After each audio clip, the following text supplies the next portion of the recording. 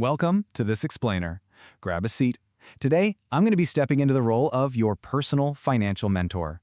We're looking at a fantastic, comprehensive blueprint that lays out a step-by-step checklist for absolute beginners to reach total financial independence.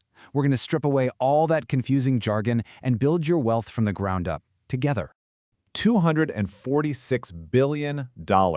It's a staggering number, right? Well, that is the exact amount Americans lose every single year simply because of basic financial illiteracy. We're talking about pure knowledge gaps here. Avoidable overdraft fees, high-interest debt that literally traps people, and massive investment returns just left sitting on the table. Ignorance actively destroys your future wealth. In fact, our source highlights that the average American loses about $1,000 every single year just because of what they don't know. And think about it, over a lifetime, that lost cash could have compounded into hundreds of thousands of dollars. That's exactly why this step-by-step checklist we're building today is the single most important tool you will ever create. So here is our game plan for today. We'll start at the starting line, move into conquering debt, set our financial targets, build the automation checklist, learn about avoiding speculation, and finally, wrap up with asset protection.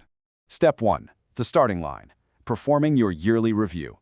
To figure out exactly where your money actually stands right now, you really need to look at the whole year, not just a monthly budget. A monthly view totally misses those sneaky hidden patterns, the annual insurance premiums, that surprise car repair, or holiday gifts. So, by calculating your yearly net income, tracking your actual yearly expenses, and finding the difference, you capture reality. If you've got a deficit, well, your current lifestyle is actively draining your wealth. But if you have a surplus, that is the exact money that's going to buy your future freedom. Step 2. Conquering debt. Escaping the wealth trap.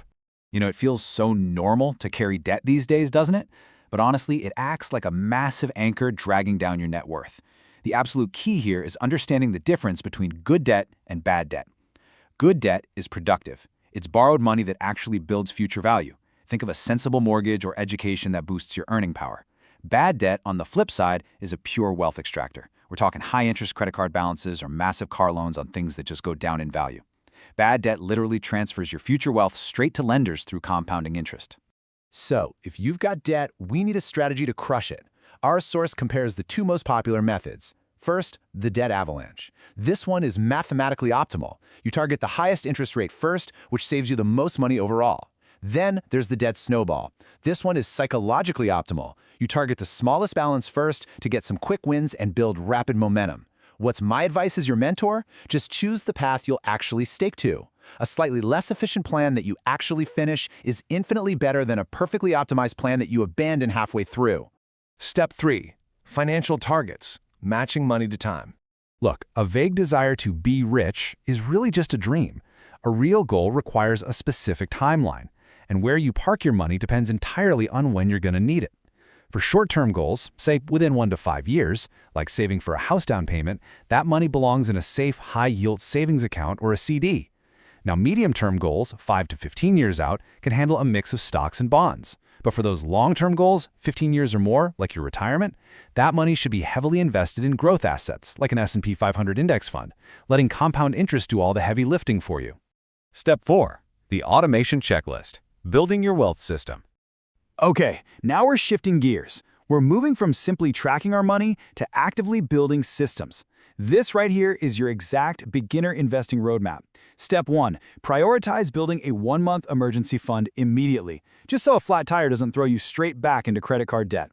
Step 2 is absolutely massive. Get the full employer 401k match. If you aren't doing this, you are literally leaving free money on the table. After that, aggressively eliminate any debt with an interest rate over 8%. And finally, build up that robust 3 to 6 month emergency fund for total rock-solid security.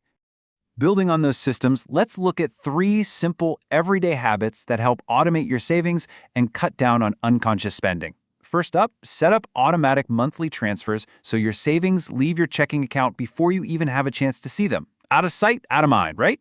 Second, start using per-unit pricing at the grocery store to find out what the actually cheapest option is. And third, buy generic staples instead of name brands. They are often chemically identical anyway. These little optimizations might seem incredibly small, but trust me, they compound into thousands of dollars over time, and you don't even have to make any painful lifestyle sacrifices.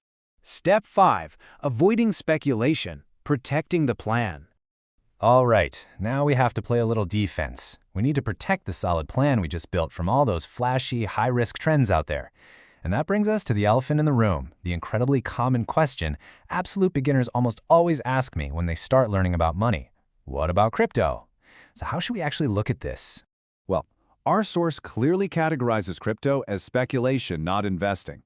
Think about it. You're essentially betting that someone else is going to pay more for it in the future based purely on sentiment and supply. It's not based on an underlying productive business that's generating real profits. And sure, while some people do make money, others lose absolutely everything.